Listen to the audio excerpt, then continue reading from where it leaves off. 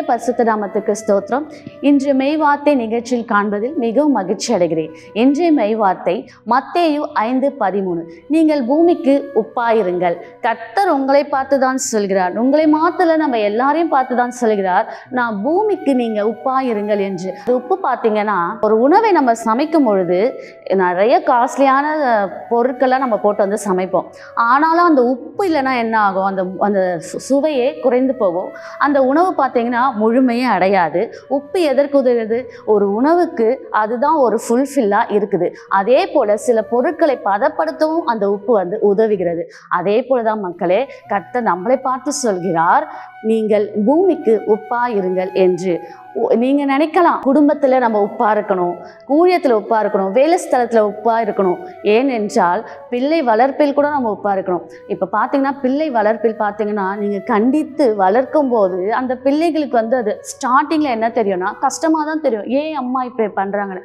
ஆனால் அவங்க வளர்ந்து நல்ல நிலைமைக்கு போய் சொல்லும் போது, என் அம்மா எங்களை இப்படி வளர்த்தாங்க, அதனால தான் நான் இந்த நிலைமையில ஸ்டேஜில் இருக்கேன்னு சொல்லிட்டு அதே போல் பிள்ளைகள் சொல்லுவாங்க. என் தாயானவள் பார்த்தீங்கன்னா என்னை நல்லா வந்து ஆலயத்துக்கு, எப்போதும் அவங்க ஆலயத்துக்கு போவாங்க, எப்போதும் வேதங்கள் வாசிப்பாங்க, ஜெபிப்பாங்க.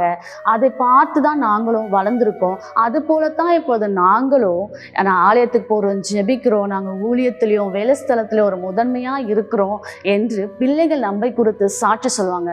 இதே ஒரு ஊழியத்தில் பார்த்தீங்கன்னா, இவங்க எவ்வளோ நல்ல ஊழியத்தில் எல்லா வேலையும் செய்கிறாங்க, இவங்க எவ்வளோ பொறுமையாக இருக்கிறாங்க, இவங்கள போல நாமளும் இருக்கணும் என்று நம்மளை பார்த்து மற்றவர்கள் சொல்லுவாங்க. வேலை ஸ்தலத்துலையும் இவங்க எவ்வளோ உண்மையாக உத்தமமாக நம்ம வேலை செய்கிறாங்க, அதனால தான் இந்த பதவிக்கு வந்திருக்காங்கன்னு சொல்லிட்டு நம்மளை பார்த்து சாட்சி சொல்லுவாங்க. இது போலதான் மக்களே, நம்ம பூமிக்கு உப்பா இருக்க வேண்டும்.